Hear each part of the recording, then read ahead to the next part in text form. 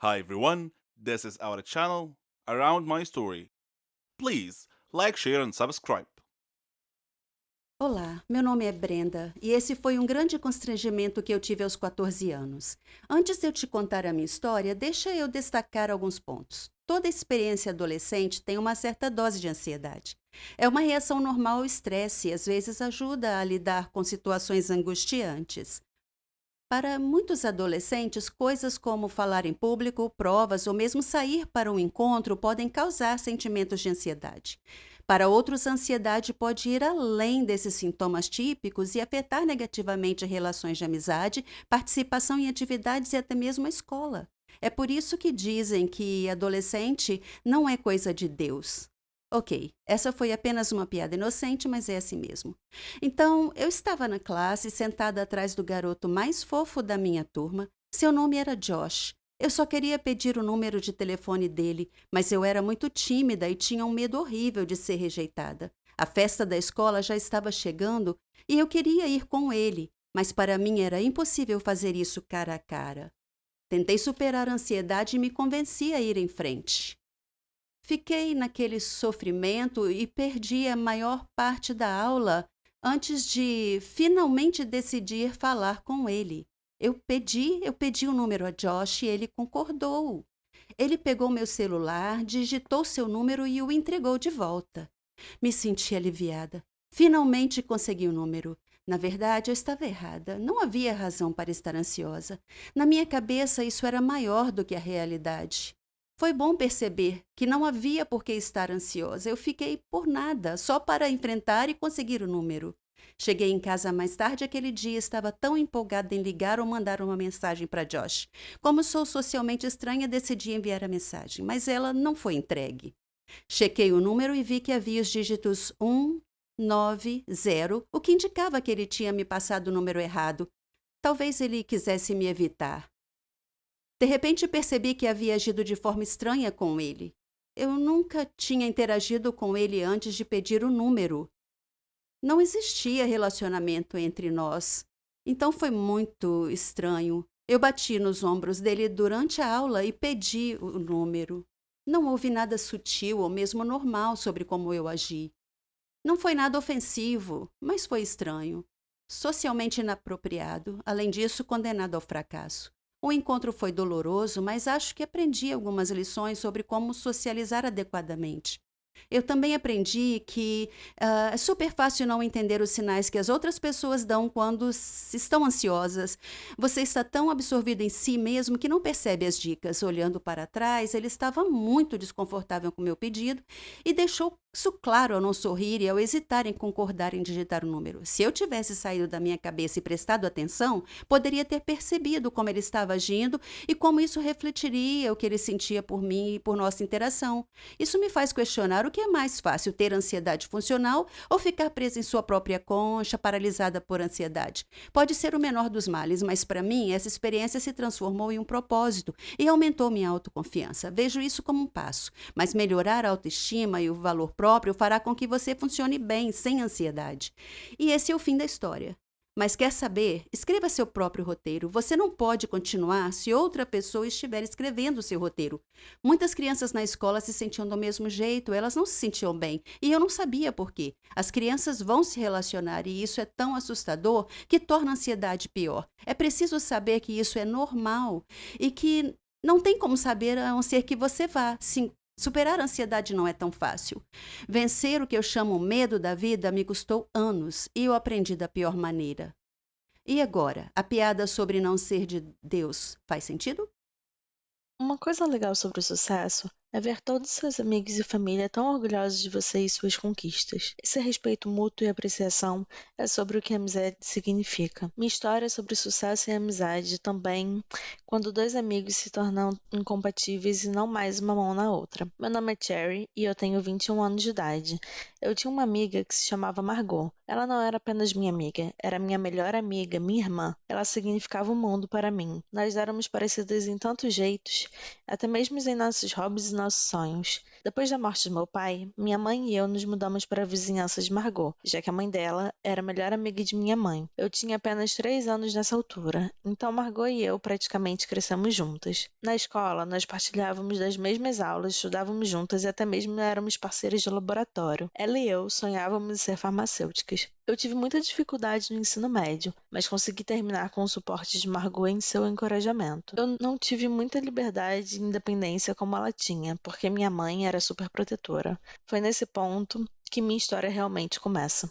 Quando eu decidi começar a faculdade de farmácia, Margot me perguntou por que eu escolhi esse curso. E eu disse a ela que meu pai morreu de uma doença maléfica que não tinha cura. Então, era meu sonho achar a cura para essa doença e salvar vidas. Eu estudei muito e concluí com sucesso minha faculdade de farmácia. Margot estava muito feliz por mim e ela prometeu me manter focada na descoberta para a cura da doença fatal que meu pai teve que eu procurei tão apaixonadamente. Eu pedi a ela para estar ao meu lado o tempo todo e ela estava feliz de fazer isso. A faculdade de farmácia era internacional, fora do meu país. Eu seria independente e livre do controle excessivo da minha mãe. Francamente, eu busquei por isso. Margot e eu encontramos um lugar para ficar próximo à faculdade. Um jovem albergue ou um grupo de garotas de diferentes países. Diferente de mim, Margot teve a habilidade de fazer facilmente amizade com elas. Nossos estudos não eram fáceis no começo, mas nós trabalhamos muito. Eu estava tão animada em me aprofundar na minha pesquisa e em aprender o máximo que conseguisse. Eu perguntei aos instrutores e médicos constantemente para expandir o meu conhecimento. Esse era o meu conheço e Margot me acompanhou durante todo o tempo. Eventualmente, nós graduamos na faculdade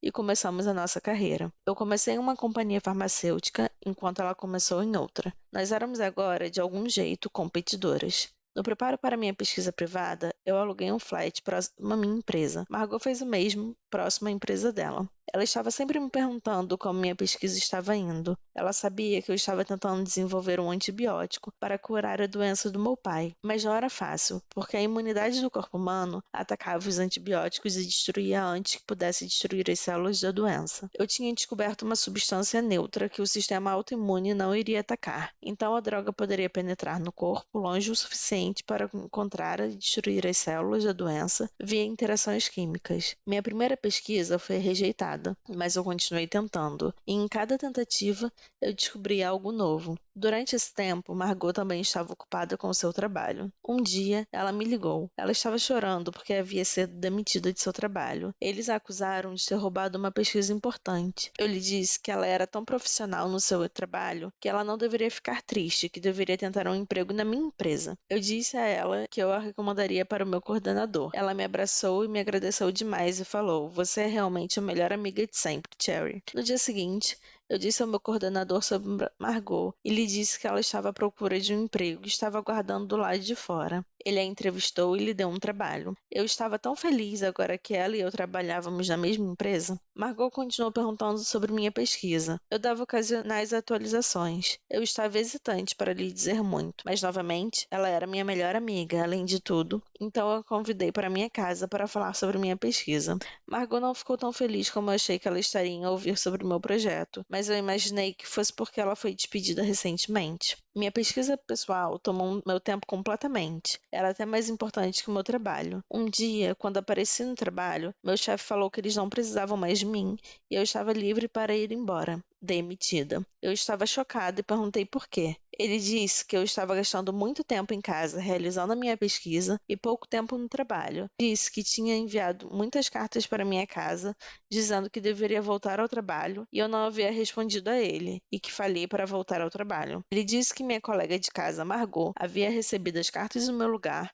e havia prometido entregá-las a mim. Eu estava em choque. Ele disse que ela nunca havia dito nada. Voltando a casa, eu confrontei Margot e perguntei por que ela não me entregou as cartas do meu chefe, como ela havia prometido a ele que faria. Ela agiu com justificativa e disse que ela havia recebido as cartas, mas andava tão ocupada que ela colocou elas de lado e esqueceu das cartas. Eu a perdoei, mas senti que ela não estava sendo completamente honesta comigo. Eu apaguei tudo isso e disse a ela que ser demitida iria deixar meu tempo todo livre, então eu poderia dedicar mais tempo na minha pesquisa. Dias depois, Margot me ligou e me chamou para celebrar com ela, e eu perguntei qual ocasião era. Ela disse que teve uma promoção e ficou com o meu lugar de trabalho, meu emprego anterior. Eu estava feliz por ela, mas ao mesmo tempo senti que havia algo errado com essas circunstâncias que parecia estar crescendo. O tempo passou e meu experimento finalmente encontrou sucesso. Eu havia sucedido em encontrar um remédio que destruíra as células da doença. Eu estava na Lua. Meu pai estaria tão orgulhoso de mim. Eu liguei para Margot e disse sobre a minha descoberta. Ela disse: "Oh, Cherry, você conseguiu, você descobriu a cura." Eu lhe disse que planejava apresentar minha descoberta para outra companhia farmacêutica em breve, uma melhor que a minha empresa anterior, que havia me demitido. Ela agiu feliz por mim, mas havia ficado um estranho olhar em seu rosto. Eu me senti com sono e disse boa noite. Ela disse que ficaria mais um pouco, então eu apenas fui dormir. Quando acordei na manhã seguinte, eu encontrei minha área de pesquisa em uma confusão e meus dados de pesquisa haviam desaparecido. Eu acordei Margot e disse a ela que alguém havia roubado minha pesquisa na noite anterior. Ela disse: "Isso não é possível. Quem mais sabia da sua pesquisa além de você e eu?" Eu disse: "Talvez fosse meu gerente anterior. E talvez ele tinha, de algum jeito, adivinhado que eu tinha feito um avanço. Não sei." Eu chamei a polícia e reportei a entrada do roubo dos dados da minha pesquisa, mas eles não puderam achar qualquer evidência sobre quem poderia ser o culpado. Eu voltei para o país desapontada e abatida. Consegui um novo trabalho em uma empresa próxima à minha casa. Muitos meses haviam se passado. Eu não tinha mais contato com Margot. Nós acabamos perdendo contato em algum lugar com o tempo. Então, um dia, minha mãe estava assistindo TV, quando ela de repente viu um programa que ia discutir uma nova droga para tratamento da maléfica doença que meu pai teve. Eles iam entrevistar o responsável por essa cura milagrosa. Sentei-me encantada. Eu tinha que assistir. Quando o entrevistador apresentou o convidado, era Margot. Eu não podia acreditar em meus olhos. Foi ela. Ela roubou a minha pesquisa. Minha tão chamada melhor amiga me traiu, e eu tinha tratado ela como minha irmã. Isso me destruiu profundamente. Eu tomei ações legais contra ela e consegui minha pesquisa de volta e recebi os créditos por encontrar a cura. Então, isso tudo estava ok. Mas a coisa que nunca poderia ser consertada, que não a cura, era a relação entre nós duas. Ela havia me golpeado pelas costas e destruído minha fé na humanidade. E eu não penso que eu possa achar a cura para isso. Quase toda garota sonha em ser uma princesa da Disney. Ser como Cinderela que se casa com um príncipe ou Branca de Neve, a mais bela de todas. Minha história é algo parecido, mas contos de fadas geralmente têm um final feliz, certo? A minha, no entanto, bem... Vou deixar que você faça seu próprio julgamento. Meu nome é Rona, tenho 17 anos. Vivo com meus pais e minha irmã Celina. Na escola eu era como uma princesa. Eu adorava meus amigos e eles me adoravam. Eu me destaquei em tudo o que fiz na escola. Era a melhor cantora, eu era atlética e praticava todos os esportes. Minha única falha era meu cabelo, que era muito crespo e feio para o meu gosto. Acho que o cabeleireiro chamava de cacheado, mais para confortar pessoas como eu. Mas crespo não é cacheado, não no meu dicionário. Reconheço que parecia atrativo em algumas pessoas, mas o visual mais arrebatador para mim é o cabelo longo e liso. O adorável cabelo liso pode deixar qualquer garota bonita, mesmo se ela não tiver traços bonitos. Oh, como eu invejava algumas garotas na minha escola com seus cabelos longos e sedosos. É claro, minha princesa da Disney favorita era Rapunzel. Nos meus sonhos eu era sempre ela.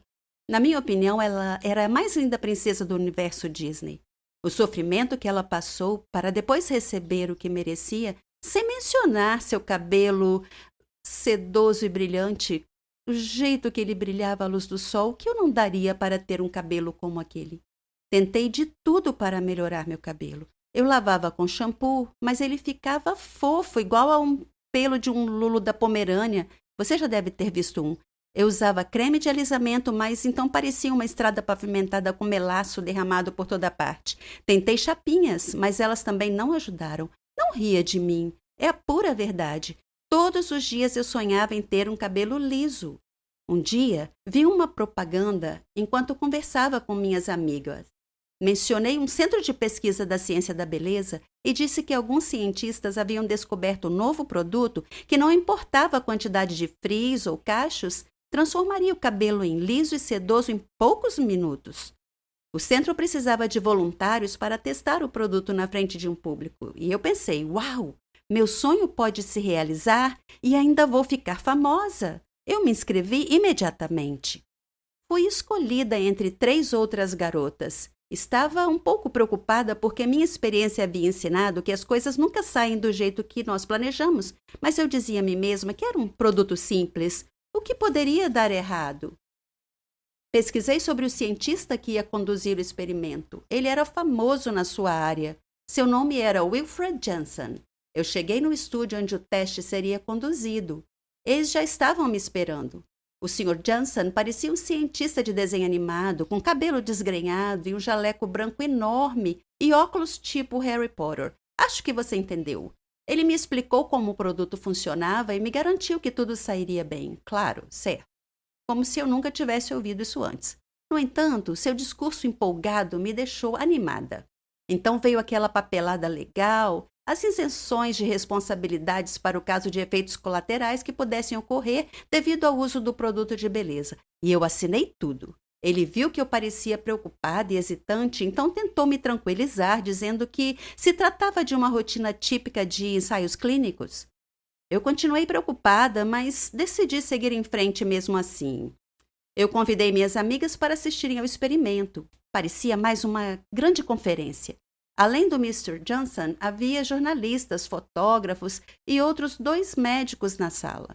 O Sr. Johnson explicou sobre o produto ao público. Eu fiquei fora do palco, esperando para ser chamada. Finalmente, eles estavam prontos e fomos chamadas ao palco, onde nos sentamos em suas cadeiras de cabeleireiro. Algumas cientistas misturaram uma variedade de líquidos coloridos em frascos de laboratório em uma mesa próxima do palco. Depois disso, o Sr. Johnson encheu um frasco de spray com a mistura e se aproximou de mim. Ele sussurrou no meu ouvido que meu nome entraria para a história. Então ele borrifou meu cabelo com o elixir mágico que os cientistas prepararam minutos atrás. Eu esperei nervosamente, então, lentamente, meu couro cabeludo sentiu uma sensação de ardor, como se tivesse sido mordido por uma centena de formigas de uma vez. Mas eu estava com vergonha de mencionar isso, então a dor diminuiu e um milagre aconteceu. Meu cabelo se alisou, exatamente como o Sr. Johnson prometeu que aconteceria. O público aplaudiu entusiasmado. O poderoso aroma de sucesso na obtenção de dinheiro impregnou a atmosfera da sala. Toquei o meu cabelo e não pude acreditar como estava maravilhoso. Continuei acariciando e acariciando, tão macio, tão sedoso, tão reto e suave. Fiquei super feliz. O Sr. Johnson se aproximou do microfone, segurando o produto na mão e estava prestes a falar quando o público suspirou. Eles estavam olhando na minha direção. O Sr. Johnson se virou e olhou para mim também. Meu cabelo, de repente, começou a crescer em uma taxa fantástica. Foi ficando cada vez mais longo até eu ficar exatamente como Rapunzel. Eu gritei em estado de choque. O Sr. Johnson correu e pediu ajuda. Meu rosto ficou pálido e eu desmaiei. Quando acordei, estava deitada no palco, em uma cama, com meu próprio cabelo preso debaixo de mim.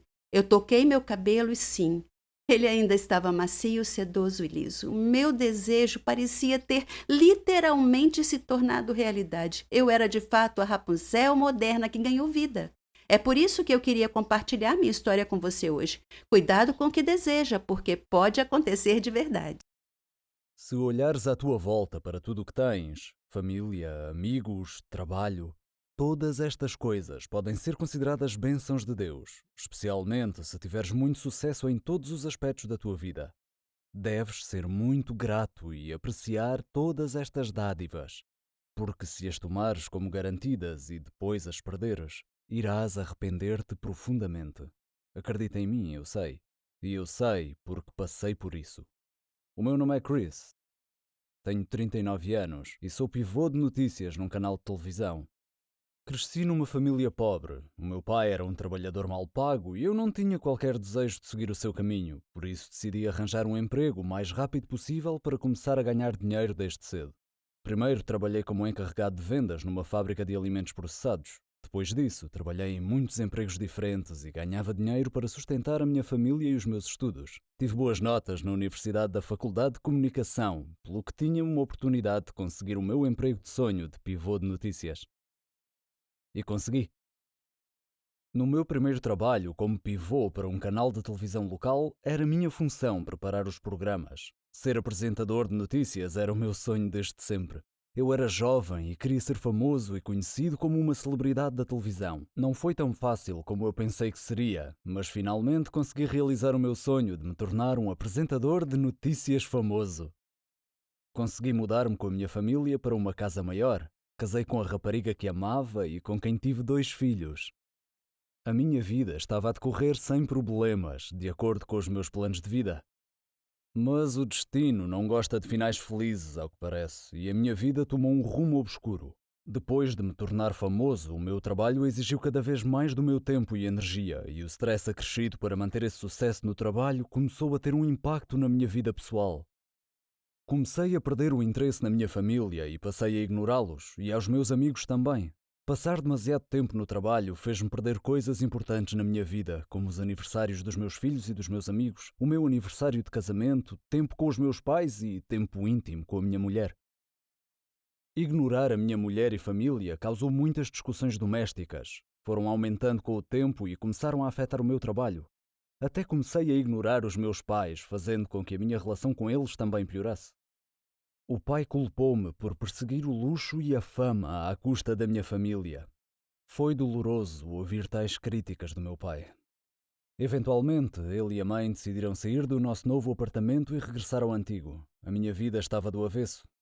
Fiquei tão estressado e irritado que o atrito com a minha mulher e os meus filhos fez com que ela ameaçasse deixar-me e levar os miúdos com ela. Chegámos a discutir sobre isto e acabei por afastá-los. A fama tinha melhorado a minha vida até certo ponto, mas agora estava a destruir a minha vida. Desta forma, tinha 2 opções: continuar por este caminho e continuar a destruir a minha vida, ou aceitar que o destino me tinha chamado a atenção, que era preciso repensar a minha vida e mudar de rumo. Também nesta altura de profunda contemplação, comecei a ter fortes dores de cabeça, como se fossem enxaquecas que se agravavam de dia para dia. Um amigo meu recomendou-me que fosse a um médico. Por isso, segui o seu conselho. Fui a um médico que era bastante reconhecido e ele disse-me que eu tinha um tumor no meu cérebro. Ai de mim! Será que esta tendência descendente na minha vida alguma vez iria parar? Acho que não, porque depois ele continuou com mais notícias. Que eu tinha apenas 30 dias de vida. Eu não sabia o que fazer. Primeiro liguei para o meu pai. Eu sabia que ele estava chateado comigo, assim como os meus amigos, esposa e filhos.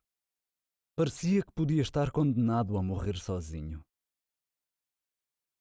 Comecei a lembrar-me dos bons velhos tempos, quando a minha bela casa estava cheia de felicidade e os meus filhos a rir, a brincar e a gritar.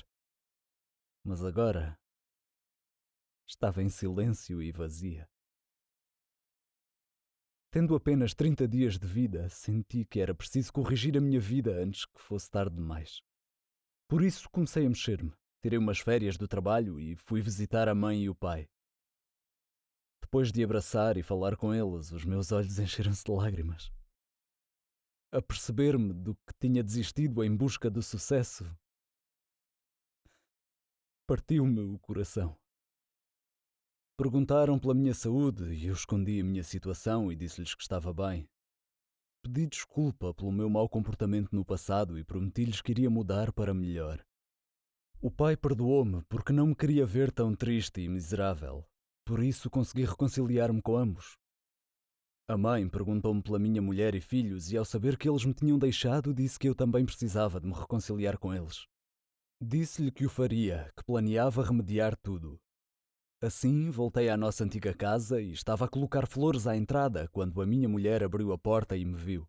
Pedi-lhe que me perdoasse e que voltasse para a nossa casa para viver comigo novamente. Prometi que fazê-los felizes seria o meu único propósito na vida a partir daquele momento. O mais estranho é que não só mudei para melhor, como ainda me tornei melhor do que estava antes das coisas terem piorado. Passei todo o meu tempo com os meus pais, a minha família e os meus amigos. Encontrávamos-nos todas as semanas para nos divertirmos e fazermos churrascos. Durante o meu renascimento espiritual, o meu prazer renovado da vida, o meu telefone continuava a tocar muito, mas pensei que era apenas um médico com mais más notícias, por isso ignorei-o. Então, um dia, reuni toda a família e disse-lhes a verdade. Que iria morrer muito em breve. Foi um grande choque para todos. A minha mulher desmaiou e os meus pais e filhos choraram todos. Finalmente estava pronto para responder aos numerosos telefonemas que tinha recebido. Eles eram do laboratório. O técnico do laboratório informou-me que tinham misturado os meus registros médicos com os de outra pessoa e que essa pessoa tinha morrido com os 30 dias previstos. No entanto, eu estava safo. Eles pediram desculpa profusamente pelo seu erro e desligaram. Fiquei em completo êxtase. Se o céu realmente existir, então eu estive lá. Saí para o exterior e olhei para o céu azul claro, com os olhos cheios de lágrimas, a apreciar o calor do sol e a saborear a brisa fresca da vida, a brincar com o meu cabelo e rosto. O destino tinha-me dado outra oportunidade e eu não tencionava desperdiçá-la pela segunda vez. Decidi que passaria o resto da minha vida como se tivesse apenas 30 dias para viver. Eu sou o Matthew, 21 anos, e devo contar-te uma coisa. Eu sou um louco. Preciso de tratamento, mas que tratamento existe para o meu tipo de loucura? Vês à tua frente um homem com roupas rasgadas que está sempre a falar sozinho. Eu era médico, mas deixei a medicina para me dedicar à aromatologia. Se por acaso te questionas, a aromatologia é o estudo das fragrâncias, tais como os perfumes das flores e como afetam as pessoas. Deixa-me contar-te a minha história. Os meus pais estavam muito orgulhosos de mim porque eu era inteligente, reconhecido e muito respeitado na universidade. Obtive notas altas em todos os cursos que fiz. O meu pai queria que eu entrasse para a Faculdade de Medicina porque sempre sonhou que eu me tornasse médico. E eu sentia que não lhe podia negar isso. Os meus pais deram o seu melhor para me fazerem feliz e para me ajudarem a realizar o sonho do meu pai.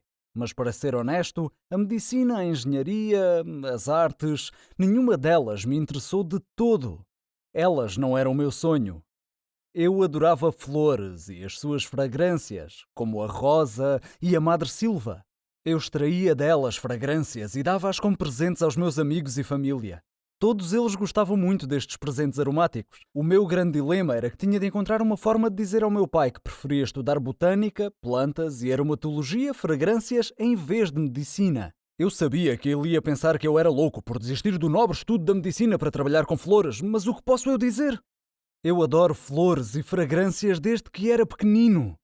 Sempre fui fascinado por flores e fragrâncias exóticas. Aprender a fazer fragrâncias a partir de flores exigiu que eu conhecesse muitas pessoas que trabalhavam nesta área. Um dia tive de enfrentar um momento que receava, porque os meus pais tinham organizado um grande encontro para celebrar o meu sucesso na universidade e a minha entrada na Faculdade de Medicina. O meu pai pediu-me para contar todas as minhas ambições enquanto médico. De repente soube que tinha chegado o momento em que precisava de fazer o anúncio chocante para os meus pais. Disse aos presentes que tinha decidido que ser médico não era para mim e que ia mudar a minha área de estudo. O meu pai olhou para mim com um olhar espantado e depois começou a rir. Pensava que estava a brincar. Depois dirigi-me para eles e disse: "Pai, não estou a brincar, estou a falar a sério. Quero estudar flores e fragrâncias semelhantes aos presentes que já vos dei antes." Todos ficaram subitamente muito calados. Conseguiram sentir que esta era uma epifania para os meus pais. O constrangimento e o choque no ar eram palpáveis. O pai olhou para mim e disse com um sorriso afetado: "Matthew, tu nasceste para ser médico. Esquece todo este disparate da porcaria das flores." Um pouco irritado, eu disse: "Pai, extrair fragrâncias de flores não é porcaria." O pai disse: "Bah, esquece isso."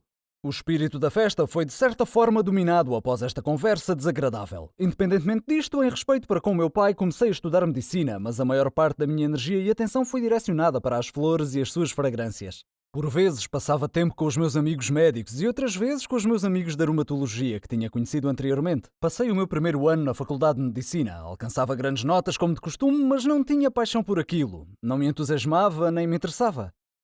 Chegou um dia em que me fartei dos estudos médicos e já não aguentava mais.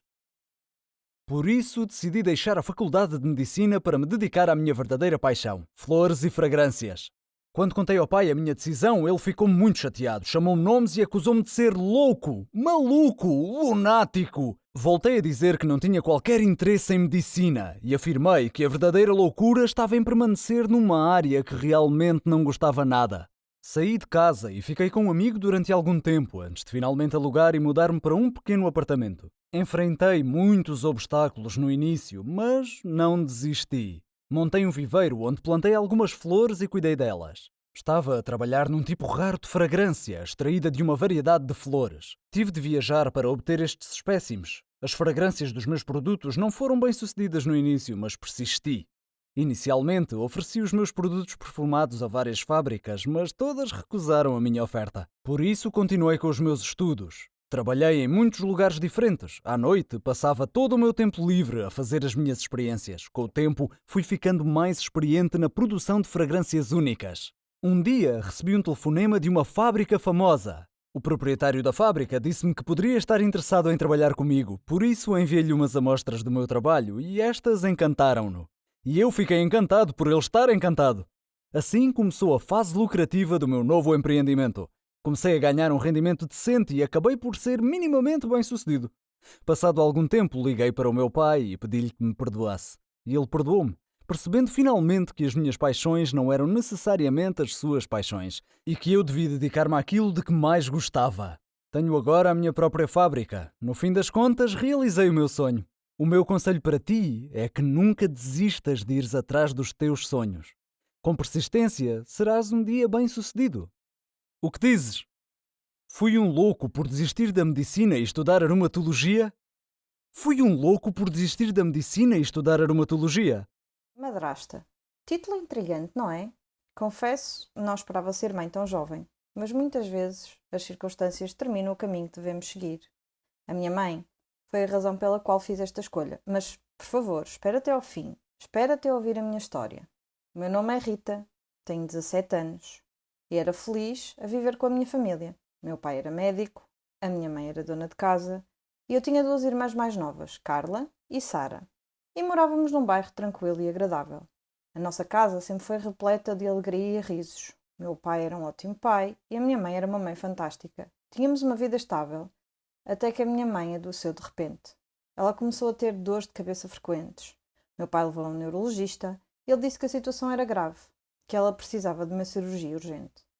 Nossa vida foi subitamente virada de cabeça para baixo. Ficamos tristes e deprimidos. Nenhum de nós falou muito. Meu pai sempre tentava consolar a minha mãe, mas sempre que estava sozinho, chorava tal como nós. A nossa vida tornou-se sombria.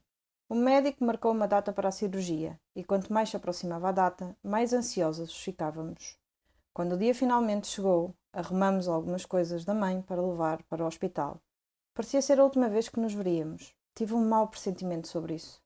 Quando chegamos ao hospital, a minha mãe chamou-me e disse-me: Rita, tens de cuidar do teu pai e das tuas irmãs. De repente entrei em pânico. Mãe, para de falar assim. Disse: vais melhorar e vais voltar para casa. Ela colocou a mão na minha boca e disse: claro que vou, mas precisas de cuidar deles enquanto eu estiver fora. Vais fazer isso por mim? Eu estava a chorar, mas tentei acalmar-me e assenti. Então o médico chamou-a. Ela abraçou todos e depois foi para a sala de operações para a cirurgia. Esperamos do lado de fora da sala, preocupados. Depois de algum tempo, o médico saiu e chamou o meu pai rapidamente. Eu sabia o que tinha acontecido pela expressão no rosto do médico. Meu pai voltou, depois de alguns minutos, e olhou para nós. Estávamos a chorar e ele abraçou-nos. Nossa vida caiu numa rotina miserável e entediante. Meu pai e as minhas irmãs estavam sempre tristes e eu esforcei-me ao máximo para tentar cuidar deles. Um dia, meu pai chamou-me e disse: sabes o quanto te amo, todas vocês, mas às vezes temos que tomar decisões difíceis. Eu não gostei do tom daquilo. Ele disse: vou ter de me casar novamente. Dei 2 passos atrás e disse: casar de novo? Mas porquê? E ele disse-me: precisamos de alguém para cuidar de nós. Eu sei que ninguém pode tomar o lugar da tua mãe, mas... Não esperei que ele acabasse e disse: pai, nunca vou ocupar o lugar da mãe. E ninguém pode, mas farei o meu melhor. Farei tudo o que ela fazia. Estou madura e responsável o suficiente. Eu posso lidar com isso. Além disso, prometi à mãe que faria isso. Ele olhou-me atentamente e imediatamente desistiu da ideia de se casar novamente. No início foi muito difícil aprender a fazer toda a limpeza e cozinhar, mas fui-me habituando, passo a passo. Pesquisei na internet dicas para tornar o meu trabalho mais fácil e eficiente. Pedi às minhas irmãs para não desarrumarem a casa e elas cumpriram. Comprava-lhes presentes de vez em quando. A minha culinária melhorou depois de muitas tentativas falhadas. Sempre que ficava cansada e queria desistir, só me lembrava do rosto da minha mãe e isso dava-me forças para continuar. 10 anos depois, ainda sou a mãe da casa. Meu pai ainda não se casou. As minhas irmãs cresceram e estão bem na escola. O nosso apartamento está sempre limpo e estamos felizes novamente. A estrada foi longa, mas fiz o que tinha de fazer e filo bem. Você sabe, a verdade é mais estranha que a ficção às vezes, especialmente se você tiver um segredo sombrio em sua vida que poderia colocá-lo em perigo se fosse exposto. Esse era o meu caso e essa é a minha história. Meu nome é Charlotte e tenho 17 anos. Vivo com minha mãe. Meu pai faleceu antes de eu nascer, então minha mãe me criou sozinha. Minha mãe sabia tudo sobre mim, meus estudos, meus amigos. Ela tinha algumas regras que eu tinha que seguir. Comer fora era proibido, não podia ter novos amigos a não ser que ela soubesse tudo sobre eles primeiro. Eu pensava que essas regras eram uma paranoia e eu perguntei a ela por que tantas restrições às minhas amizades. Ela respondia simplesmente: você não pode confiar nas pessoas hoje em dia. Mas aquela não era uma resposta satisfatória e quando eu perguntava o que aquilo significava, ela não dizia mais nada. À medida que eu crescia, essas regras me intrigavam ainda mais. Eu não conseguia evitar pensar que tudo isso tinha a ver com meu pai, de quem eu não sabia nada. Minha mãe sempre dizia que ele era problemático e que eu saberia de tudo com o tempo. Nas férias, eu me juntei a uma banda. Nós fazíamos muitos shows. Era a melhor. Eu era boa instrumentista e boa cantora. Quando nós acampávamos, conhecíamos estudantes de outros países. Nós fizemos muitos novos amigos e nos divertimos muito juntos. Tivemos ainda a chance de aumentar o sucesso e a reputação da banda. Depois da nossa primeira performance no acampamento, uma garota asiática se aproximou e me abraçou, dizendo: Charlotte, eu sinto tanta saudade de você. Pega de surpresa, eu perguntei: eu te conheço? Ela me surpreendeu dizendo: você não me reconhece? Eu sou a Mary, sua amiga. Eu sorri e respondi: você deve estar enganada, eu não te conheço. Após insistir que realmente era minha amiga, ela se desculpou e foi para junto de seus amigos. Estranho. Embora agora ao pensar sobre isso, muitas vezes tenho a sensação estranha de que alguém estava me observando em todos os lugares que ia. Tentei me livrar desse sentimento em muitos momentos, mas nunca consegui. Sempre dizia para mim mesma que devia ser minha imaginação. Naquela noite, fomos todos a um passeio na floresta. Estava escuro e eu meio que me separei do grupo e me vi sozinha, cercada por árvores. Chamei pelos meus amigos, mas ninguém me ouviu. De repente, eu esbarrei em alguém. Parecia uma garota e eu me desculpei. Quando me virei para vê-la, eu fiquei chocada em ver a mim mesma ou uma cópia de mim. Eu parecia estar olhando para mim mesma em um espelho. Quem é você? Eu perguntei. Eu sou Charlotte, ela respondeu. Isso é impossível. Eu sou Charlotte, eu afirmei com toda certeza. Você está com a gente aqui no acampamento? Sim, ela respondeu. Eu perguntei a ela o caminho de volta, ela apontou em uma direção e nós retornamos. Enquanto andávamos, o telefone dela tocou. Era o pai dela. Ele estava preocupado com ela e queria ter certeza de que tudo estava bem. Chegamos às nossas barracas sem nenhum incidente e eu disse: foi muito bom te conhecer, Charlotte. Nos vemos amanhã? Senti uma forte conexão com aquela garota sem motivo algum. Então percebi que tinha esquecido minha bolsa e voltei para pegá-la. Novamente senti que estava sendo observada. De repente, algo atingiu a minha cabeça.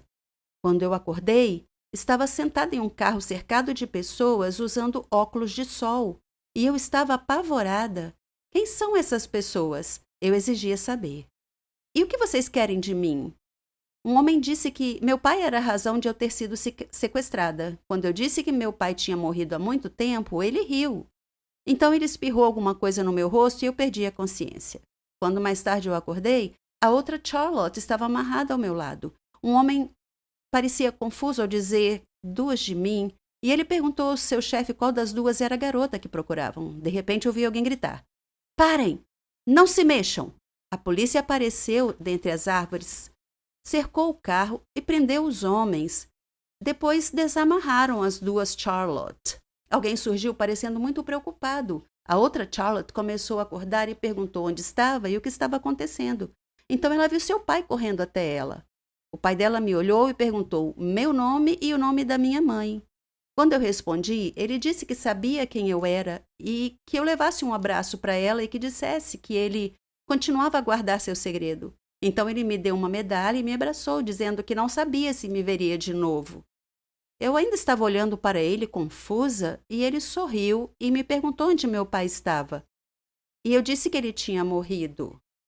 Ele disse que aquele era um acordo entre ele e minha mãe, e que eles estavam apenas tentando proteger a minha outra Charlotte, que era minha irmã gêmea. Ele disse que teve problemas em seu trabalho, algumas pessoas ameaçaram nos matar, então ele e minha mãe decidiram nos separar.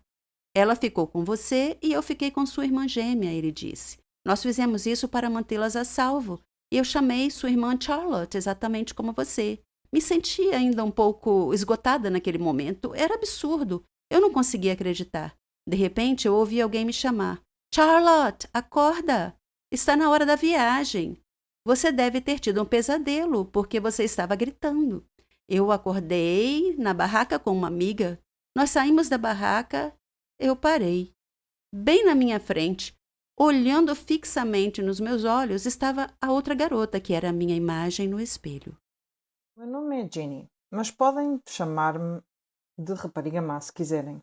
É assim que as crianças da vizinhança me chamam. Tenho uma longa história para lhe contar. Eu era a mais velha de 5 irmãos. A minha mãe morreu de doença e o meu pai ficou paralisado no acidente de viação. Ele não conseguia andar e precisava usar uma cadeira de rodas. Ver os meus irmãos a sofrer de fome e pobreza era uma visão constante em casa. O meu pai estava deprimido. Os nossos vizinhos ajudaram-nos muito, mas eu estava constantemente preocupada com o que aconteceria se eles parassem. Então decidi tentar encontrar um emprego. Eu sabia que não seria fácil porque tinha apenas 15 anos. Quem iria querer contratar uma jovem de 15 anos? Embora estivesse apreensiva e sem confiança, decidi encontrar um emprego. Fui a muitos sítios, lojas de roupa, floristas, mercearias. A resposta foi a mesma. Não estamos, de momento, a contratar. Um dia, sentindo-me desanimada, caminhava sem rumo, sem destino em mente, quando de repente me vi perto de um hospital. Num impulso, entrei. Vi uma enfermeira, mas ela parecia triste demais para falar.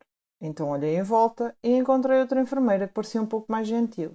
Ela notou e perguntou se eu precisava de ajuda. Eu disse-lhe que estava à procura de emprego, qualquer trabalho, que até esfregaria e limparia. Ela sentiu simpatia por mim e disse-me para não me preocupar. Em seguida, ela foi ao escritório do diretor. Eu estava preocupada. Estava metida em sarilhos. Um minuto depois ela chamou-me para falar com o diretor. Ele parecia muito gentil e perguntou-me o nome em voz baixa.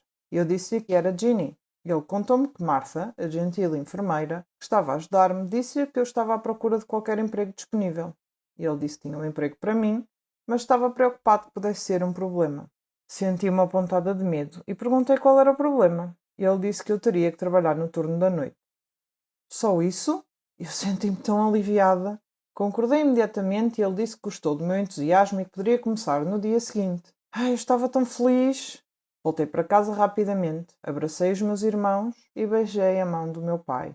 Contei-lhes sobre o meu novo emprego. Meu pai olhou para mim com tristeza e disse que eu era muito jovem para assumir essa responsabilidade. Eu disse que estava tudo bem e que eu poderia lidar com isso. Quando eu ia para o trabalho no hospital todas as noites, havia um gangue de crianças que ficavam sempre a vaguear pela vizinhança. Eu esperava que eles não me incomodassem, mas as minhas esperanças foram em vão. E eles gozavam comigo sempre que passava por eles. Nunca disse isto à minha família. Comecei a trabalhar como empregada da limpeza, mas devido ao meu zelo e inteligência, pude aprender um pouco sobre enfermagem e então fui promovida. Primeiro a auxiliar de enfermagem e depois a enfermeira. Os meus colegas apoiaram-me muito. Tudo estava quase perfeito, exceto pelo gangue do bairro, que estava sempre a incomodar-me e a chamar-me Ginny, a rapariga má. Eu queria que eles simplesmente fossem embora e me deixassem em paz. Então um dia, um milagre aconteceu. Enquanto eu trabalhava no hospital, os valentões da vizinhança entraram com o seu líder em braços. Ele estava gravemente ferido, todo o seu corpo estava coberto de sangue. Eles gritavam por alguém que o ajudasse. Quando me viram, imploraram que eu o salvasse. Trabalhei rapidamente com a equipa. O seu estado era grave. Ele tinha sofrido um terrível acidente de moto. A equipa e eu trabalhamos afincadamente para estabilizar a sua condição e tratá-lo. Depois de estabilizá-lo, fiquei exausta. De repente, senti alguém aproximar-se. Era o gangue do bairro. Eles desculparam-se por me incomodar e pediram-me que os perdoasse. Eles disseram que não sabiam que eu trabalhava num hospital. Sorri e disse-lhes que estava tudo bem e que os considerava meus irmãos e irmãs. Outra enfermeira foi ter com eles e disse que o seu amigo estava bem. Fiquei tão feliz que o meu problema estava resolvido. E eles chamaram-me para falar com o seu líder. Ele tinha lágrimas nos olhos e disse-me que lamentava e pediu-me que o perdoasse. Ele foi tão sincero que fiquei comovida. Gentilmente pedi-lhe para ficar quieta e descansar um pouco. Quando estava a ir embora, ele chamou-me e agradeceu-me novamente. Depois desse incidente, o diretor chamou-me e elogiou-me por ter salvo a vida do paciente naquele dia. Eu ainda estava muito longe de realizar os meus sonhos, mas tinha uma boa vantagem. O gangue da vizinhança começou a chamar-me Anjo da Misericórdia.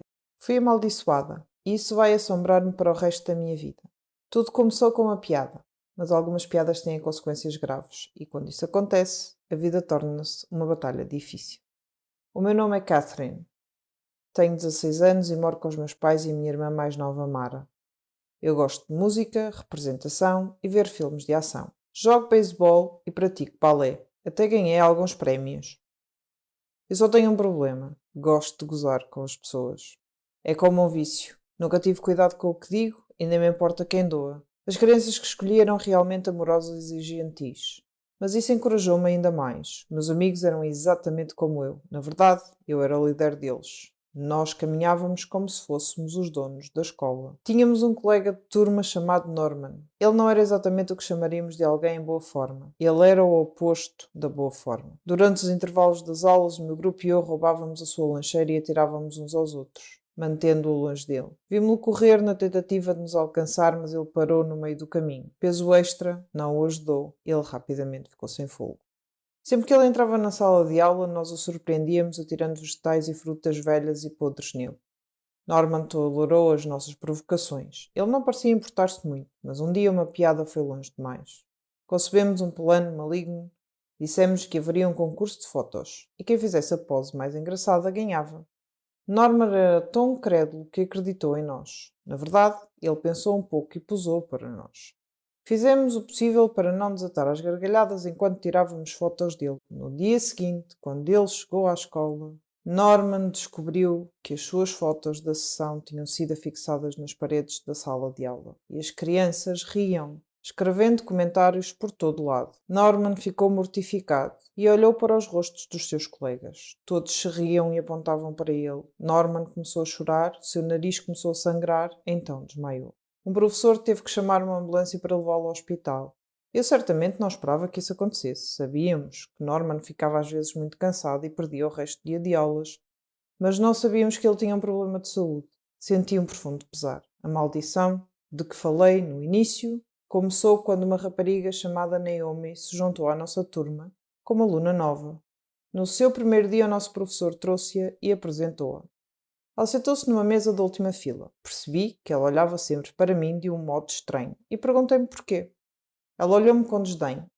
Eu não conseguia entender porquê, afinal, era a primeira vez que a conhecia. Eu evitava, principalmente porque a sua aparência deixava-me desconfortável. E sempre que o meu grupo queria gozar com ela, eu dizia para a deixarem em paz. Eu senti que havia algo estranho com essa rapariga. Um dia, durante a aula de ciências, o professor colocou-nos em pares para fazer uma experiência de laboratório. Eu pretendia perguntar sobre a maneira como ela me olhava, mas antes que eu pudesse dizer alguma coisa, ela tomou a iniciativa e surpreendeu-me ao abordar o assunto. Vais pagar pelo que fizeste ao Norman, disse ela friamente. Olhei para ela e perguntei como conheces o Norman e do que estás a falar. Ela respondeu, não importa como sei, apenas sei. Passei os dias seguintes a pensar nas suas palavras. Depois, Naomi ignorou-me completamente, sem olhares fixos, sem olhares acusadores. Era como se para ela eu não existisse. Eu não entendi. Então, chegou o dia. Tivemos um jogo de basquetebol. Era a decisão do campeonato. Mas eu ainda estava ocupada a pensar nas palavras de Naomi. Durante o jogo eu olho para Naomi e apanhei a olhar para mim, o que me distraiu. Um dos jogadores da outra equipa de repente esbarrou em mim, derrubando-me e fazendo-me cair mal sobre um dos joelhos. A dor que eu sentia tive que abandonar o jogo para ser levado ao hospital. No hospital, o médico disse que eu tinha uma ruptura de ligamentos no joelho e disse que eu precisaria de uma cirurgia e de muitos medicamentos. Depois de passar pelo bloco operatório, comecei a tomar os meus medicamentos. Isso fez-me ganhar peso, embora eu não comesse muito, apenas vegetais e fruta. Eu perguntei ao médico sobre o meu aumento de peso repentino. Ele disse-me que os medicamentos que eu estava a tomar afetavam o meu equilíbrio hormonal, o que raramente acontecia, mas que no meu caso estava a acontecer. Ele disse que eu teria de ou aguentar as dores ou lidar com o excesso de peso, porque tal não iria parar. Então aí está a malta. Esta é a maldição que Naomi lançou sobre mim. O preço que tive que pagar pelo que fiz a Norman. Eventualmente fiquei boa o suficiente para ir fazer os meus exames finais. Quando cheguei à escola, todos os meus amigos olharam para mim e começaram a rir. E eu agora era o seu alvo, a sua presa. Um deles disse: "Estás tão grande como um elefante." Retorqui: "Vou perder peso assim que parar de tomar os medicamentos." Mas ninguém ouvia. Agora estou a viver um pesadelo e gostaria de dizer a Norman que sinto muitíssimo por tudo o que lhe fiz. Eu sou viciada em comida e sofro muito com isso. Preciso de ajuda, já tentei parar, mas eu falho toda vez. Hambúrguer. Quem consegue parar de comer hambúrguer? Especialmente com molho barbecue. Não me importo com esse tipo de vício, mas estou colocando os carros na frente dos bois. Sou Patrícia, 15 anos de idade, moro com meus pais e meu irmão. Eu levo uma vida pacata, sem interesses ou hobbies, exceto por comer demais. A comida é minha amiga leal, ela nunca me deixa. É minha parceira, minha alma gêmea, mas isso tem efeitos colaterais traiçoeiros. Um lado negro, se quer saber. Ele me impede de ter uma vida saudável, me rouba energia para brincar e me faz dormir excessivamente. Eu preferia estar em casa com um grande saco de batatas fritas do que me exercitar. Minha alma gêmea me traiu feio recentemente, no último dia de ação de graças na casa da minha avó. Ela mora em um estado próximo, era uma médica inteligente e uma grande cozinheira também. Ela faz comidas deliciosas. Aquele dia, ela preparou um peru marinado com castanhas e outros ingredientes secretos. O gosto era magnífico, como se tivesse caído do céu. Eu me sentia como se estivesse em uma guerra que não tinha como vencer. Eu comi. Não sei porquê, mas não conseguia me controlar. Ataquei o peru como se fosse o último do planeta. Só que toda batalha culinária com adversário à altura, tipo o peru no barbecue, tem suas casualidades. De repente, não conseguia respirar. Caí de joelhos e desmaiei. O peru venceu. Acordei mais tarde no hospital, ainda agarrada a um pedaço da perna do peru. O médico disse que eu estava ganhando muito peso e precisaria fazer uma dieta. Dieta! Como eu odeio essa palavra! Era como uma espada sobre a minha cabeça. Isso significava me privar da minha paixão, minha razão de viver. Comer saladas em pequenas porções era, para mim, a forma mais cruel de punição, a pior forma de tortura possível. Imagine pensar em uma pizza maravilhosa, gordurosa, cheia de queijo, com todos os molhos possíveis e, de repente, abrir seus olhos e encontrar uma bacia de salada. Mas eu tinha chegado a um limite na minha vida. Um dia, meu irmão estava brincando na rua, enquanto eu estava sentada em casa, olhando fixamente para um pedaço de cheesecake, parado lá, me tentando a comê-lo. Eu me esforcei muito para resistir, mas no final sucumbi e devorei o bolo como um animal selvagem. Logo depois, comecei a ficar tonta, mas não tinha como pedir ajuda. Daí desmaiei de novo e fui levada ao hospital. Enquanto estava meio inconsciente, eu ouvi o médico dizer: "Ela precisa parar de comer ou ela vai morrer." Pensei comigo mesma: "Uau! Morrer?" Então tomei minha decisão lá mesmo. Decidi lutar uma nova guerra, a guerra contra meu apetite. No caminho de volta para casa, disse a meu pai que queria ir ao nutricionista. Ele ficou feliz de ouvir aquilo. Mais tarde, na clínica, a médica nos recebeu e me disse como superar meu fetiche por comida. Ela me passou uma dieta com um cardápio cheio de comidas saudáveis. Eu me convenci que era possível vencer essa guerra, só tinha que ser paciente e perseverar. Eu me ative à dieta, passei a me exercitar. Meus pais me deram todo o apoio. Eu estava entusiasmada. Totalmente posso fazer isso. A semana passou rápido e eu não vi a hora de ver a médica e ter boas notícias. Quando a médica me pesou e disse que meu peso não havia mudado, meu mundo caiu. Ela me olhou e perguntou como era possível. Disse a ela que não sabia que estava seguindo a dieta direitinho, apesar do esforço tremendo da minha parte.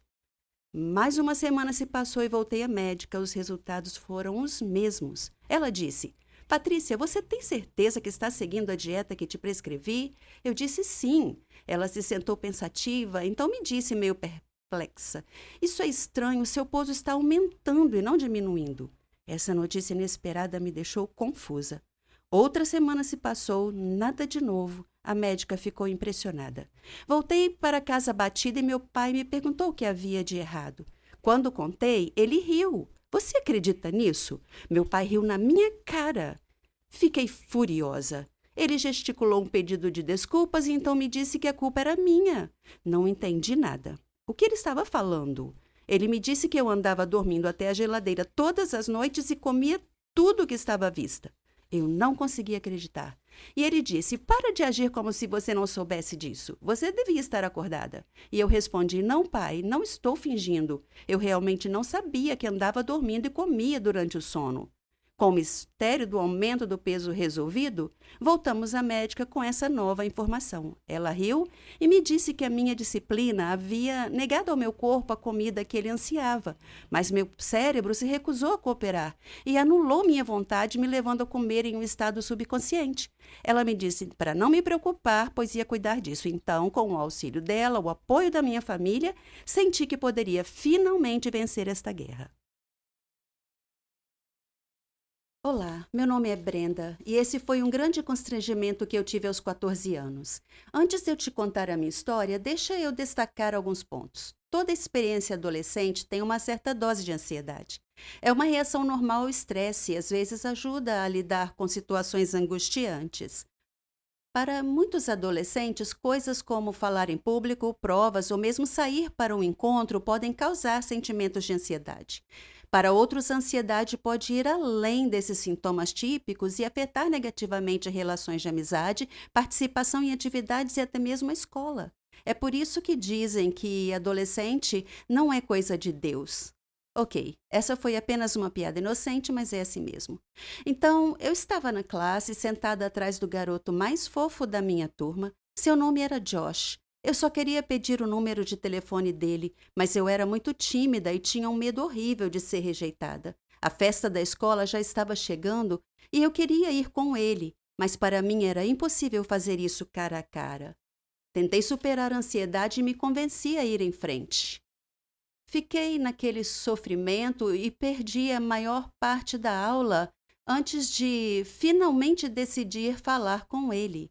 Eu pedi o número a Josh e ele concordou. Ele pegou meu celular, digitou seu número e o entregou de volta. Me senti aliviada. Finalmente consegui o número. Na verdade, eu estava errada. Não havia razão para estar ansiosa. Na minha cabeça, isso era maior do que a realidade. Foi bom perceber que não havia por que estar ansiosa. Eu fiquei por nada, só para enfrentar e conseguir o número. Cheguei em casa mais tarde aquele dia e estava tão empolgada em ligar ou mandar uma mensagem para Josh. Como sou socialmente estranha, decidi enviar a mensagem, mas ela não foi entregue. Chequei o número e vi que havia os dígitos 190, o que indicava que ele tinha me passado o número errado.